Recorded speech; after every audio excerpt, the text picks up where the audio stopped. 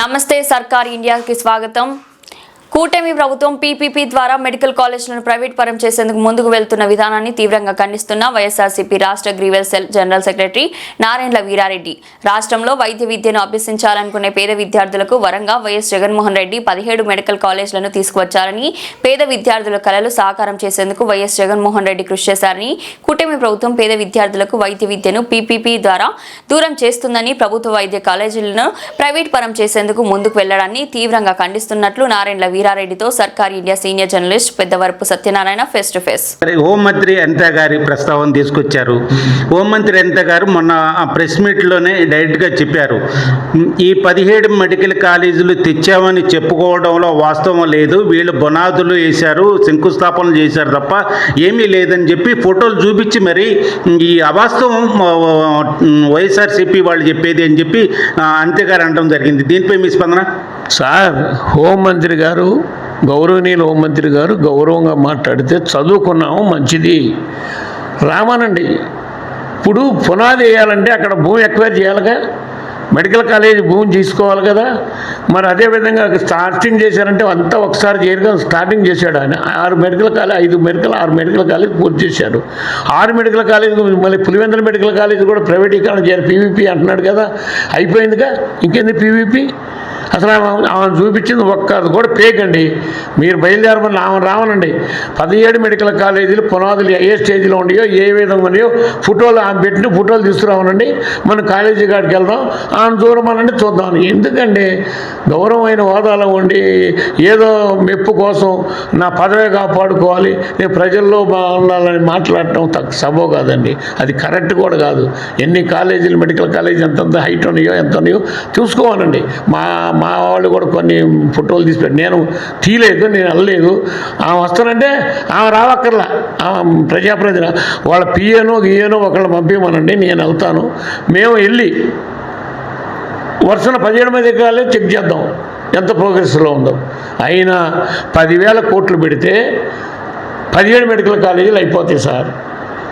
10,000 కోట్లు డబ్బులు పెట్టలేక 1,00,000 కోట్ల ఆస్తిని జగన్మోహన్ రెడ్డి గారు అన్నీ ఏర్పాటు చేస్తే, సైటు గీటు అన్నీ ఏర్పాటు చేస్తే జగన్మోహన్ రెడ్డి గారు వస్తే ఈయన డబ్బులు కమ్ముకోవడం ఏంటి సార్? ఒక స్థలం ఇవ్వడం ద్వారానే పూర్తి అవ్వదు, మరి స్థలం ద్వారానే పూర్తి అయ్యే పరిస్థితులు ఉండవు. తర్వాత దానికి మా ప్రభుత్వ ఖర్చు చాలా ఉంటుంది, మరి దానికి చాలా రకాలుగా సమస్యలు ఉంటాయి. కాబట్టి ఈ ప్రైవేట్ పరం చేయటం ద్వారా, ప్రభుత్వ అజమాయిషీలో ప్రైవేట్ పరం చేయటం ద్వారా ఈ 10 మెడికల్ కాలేజీలు అభివృద్ధి అవుతాయి, ఎస్సీ ఎస్టీ బీసీలకు అందుబాటులో వస్తాయని చెప్పి చంద్రబాబు నాయుడు గారు అంటున్నారు. దీనిపై మీ స్పందన? అదిగా సార్, ఇప్పుడు టెండర్ వేయడానికి కూడా జనం ఆలోచిస్తున్నారు. 5 సంవత్సరాల్లో వాళ్ళు పూర్తి చేసుకోవాలంటే 100 కోట్లు పెట్టాలి. ఏది ఒక్కో మెడికల్ కాలేజీకి వీళ్ళు భూమి ఇచ్చినా, 5 ఇచ్చినా, కరెంట్ ఫ్రీ ఇచ్చినా, ఎన్ని ఇచ్చినా జేబులో 100 పెట్టాలి. 100 పెట్టాక రేపు జగన్మోహన్ రెడ్డి గారు వచ్చి రద్దు చేస్తున్నాడు. అప్పుడు ఇలా పరిస్థితి ఏంటండి? ఏమైపోతారు? ఇది అయితే కరెక్ట్ కాదండి. చంద్రబాబు నాయుడు గారు డబ్బు దొబ్బేసి, ప్రైవేట్ వాళ్ళ దగ్గర డబ్బులు దొబ్బేసి దాన్ని అమ్ముకుంటున్నాడు. జగన్మోహన్ రెడ్డి గారు తెచ్చిన గవర్నమెంట్ మెడికల్ కాలేజీని చంద్రబాబు నాయుడు, లోకేష్ గారు ఇద్దరు కలిసి అమ్ముకుంటున్నారు. పవన్ కళ్యాణ్ గారు ప్యాకేజ్ పంపిస్తారు. అది వీళ్ళ ఆలోచన. ప్రజలు ఆడపోతే ఏమైందండి సార్? చిన్న విషయం సార్, మీరు ఇవన్నీ చెబుతున్నారు కదా, మేము విమర్శిస్తున్నాను. మా ఊరు చిన్న విలేజ్, 4,000 8,000 జనాభా ఉన్నా. మా ఊళ్ళో 2 చౌదరీస్, 2 బీసీలు, 1 ఎస్సీలు, 2 ఎస్టీలు, రష్యా, చైనా, కజకిస్తాన్ వెళ్ళి చదువుకొని వచ్చిన ప్రెసిడెంట్ డాక్టర్లు ఉన్నారు. ఇక్కడ డబ్బులు లేకనే మీరు ఎస్సీ ఎస్టీ బీసీలు కాదు సార్, ఓసీల్లో కూడా లేని వాళ్ళు బోళ్ళంతమంది ఉన్నారు. వాళ్ళందరూ కూడా చదువు కోసం ఎంపర్లాడి డాక్టర్లు అవుదాం అనుకున్నాడు. చాలామంది ఇతర దేశాలు వెళ్ళి నాన్న ఇబ్బందులు పడుతున్నారు. మా ఖమ్మంపాళ్ళు 2 చౌదరీస్ ఉన్నారు మా విలేజ్లో. పీపీపీ అనే విషయంలో వైఎస్ఆర్సీపీకి అర్థం కావట్లేదు. అది పీపీపీ అనేది ప్రభుత్వ అజమాయిషీలోనే ఉంటుంది, వైఎస్ఆర్సీపీ అర్థం చేసుకోవడంలోనే పొరపాటు అని చెప్పి నారా లోకేష్ గారు అన్నారు. దీనిపై మీ స్పందన? ఆయనకి ఏం తెలుసు అండి? నారా లోకేష్కి అమెరికాలో చదివిండాం, అదొకటే తెలుసు ఆయనకి. ప్రజల సంగతి ఏం తెలుసండి? నారా లోకేష్కి ఏం తెలుసండి? ఈ తండ్రిని బెదిరియటం, ప్రజల్ని రెడ్ బుక్ అని బెదిరియటం కాదు. అక్కడ దాకా ఎందుకు? ఇప్పుడు ఎన్ఆర్ఐ మెడికల్ కాలేజీ ఉంది, ఆయన కాన్స్టిట్యున్సీలోనే Siddhartha government medical college, Siddhartha private medical, ఈ 3 కాలేజీల్లో ఎత్తేసామంటే చూడమనండి వచ్చి. గుంటూరు మెడికల్ కాలేజ్ ఉంది కదా, ఈ 4 మెడికల్ కాలేజీల్లో గవర్నమెంట్ వాటికి వీటికి వ్యత్యాసం ఆయన వచ్చి చెప్పమానండి. విందాం, ఆయనకేం తెలుసు. ఏం మాట్లాడుతున్నానండి? లోకేష్ మంత్రి అవ్వగానే గొప్పవాడు అనుకోవడం కరెక్ట్ కాదండి. మంత్రి అవ్వడం అంటే ఆయన జాతకం అట్లా ఉంది. వాళ్ళ తాత పెట్టిన భిక్ష జగన్మోహన్ రెడ్డి గారికి, తండ్రి పెట్టిన భిక్ష చంద్రబాబు నాయుడికి, లోకేష్కి వాళ్ళ తాత ఎన్టీ రామారావు పెట్టిన భిక్ష వీళ్ళకి. అంతేగాని వీళ్ళే పెద్ద గొప్పవాళ్ళని కాదు వేసింది ఓట్లు. వెనక వాళ్ళ కుటుంబాలు, వాళ్ళ బ్యాక్గ్రౌండ్ ఎన్టీ రామారావు ఫోటో లేకుండా వీళ్ళ ఎలక్షన్లోకి వెళ్ళమనండి. గెలుతారా? ఈ లోకేష్ గెలుతున్నాం. ఏం మాట్లాడుతున్నారు సార్? లోకేష్కి ఏం తెలుసు అండి? ఏంది అనేది ఎవరు చెబితే అది వాడి మాట ఇంటమే. లోకేష్ తెలుసు రెడ్డ బుక్ అంటాం, జనాన్ని బెదిరియటం, పోలీసు వాళ్ళని అడ్డం పెట్టుకుని బతకటం. ఇది లోకేష్ గారు చేసే పని. కూటమి ప్రభుత్వం మెడికల్ కాలేజీల విషయంలో పీపీపీ విధానం ద్వారా ప్రజా సంక్షేమంగా ముందుకెళ్తున్నాం. దాన్ని మరి టెండర్ల విషయానికి వచ్చే వరకు జగన్మోహన్ రెడ్డి గారు ప్రెస్ మీట్ పెట్టి బెదిరించడం ద్వారా ప్రజలకు, ఎస్సీ ఎస్టీ బీసీ మైనారిటీ ప్రజలకు హాని జరుగుతుందే తప్ప మేలు జరగదు అనే విషయాన్ని మరి ఈ మధ్య ఎక్కువగా కూటమి శ్రేణులు మాట్లాడుతున్నారు. దీనిపై మీ స్పందన? సార్, జగన్మోహన్ రెడ్డి చెప్పింది అక్షరాల సత్యం.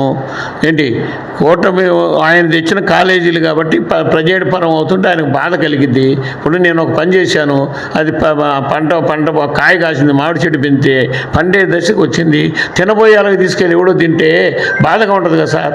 ఆయన 17 కాలేజీలు, 17 జిల్లాలు చేసి 17 కాలేజీలు తెచ్చి, ఇన్ని రకాలు చేసి 17 కాలేజీలు తెచ్చి, మెడికల్ కాలేజ్ జిల్లాకు ఒకటి తెచ్చి ఇన్ని చేసి, ఇంత కష్టపడి ఇన్ని చేస్తే, ఇనాగ్రేషన్ చేస్తే ఇప్పుడు వీళ్ళు మేము అమ్మేస్తున్నాం అంటే ఎంత దారుణం అండి, ఎంత కడుపు మంటుండదండి. అది జగన్మోహన్ రెడ్డి గారు మాట్లాడిన దాంట్లో తప్పులేదు. ఒకవేళ నేను తీసేస్తాను అనేది చట్టం ఎట్టుంటే అట్టు పోతుండే, కానీ ఆయనైనా మాట్లాడంలోనే జరిగేది కాదు. కానీ ఇది మాత్రం పీవీపీ అనేది కరెక్ట్ కాదు. పేద ప్రజలకు క్షేమం కాదు.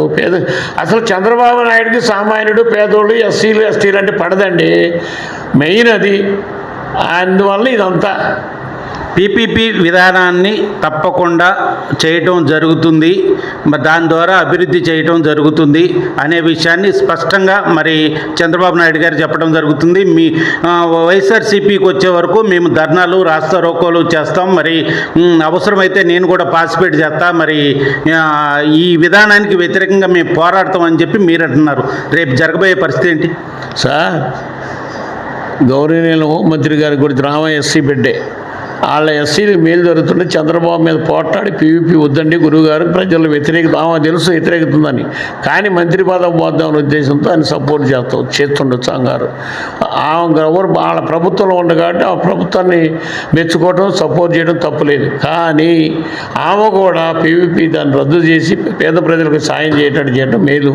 పేద ప్రజలకు అన్యాయం చేస్తుంటే జగన్మోహన్ రెడ్డి ఒక్కడ కాదండి, పేద ప్రజలందరూ కూడా ఎదురు తిరుగుతారు. అందరూ ఎవరి కర్తవ్యం వాళ్ళు చేస్తారు, ఎవరి పని వాళ్ళు చేస్తారు. ఒకటి సార్, పేద ప్రజల కోసమే కాదు, ఈ రాష్ట్రం అభివృద్ధి చెందాలంటే మెడికల్ కాలేజు, ప్రైవేట్ పని ఎంతో ఒక్కొక్కరికి ఒక్కొక్క పల్లెటూరుకి డాక్టర్లు కావాలి. మేము పోవాలనుకోండి విజయవాడ పోతున్నాం, లేకపోతే తిరువురు పోతున్నాం, ఎక్కడ అందుబాటులో హాస్పిటల్స్ ఉన్నాయి సార్.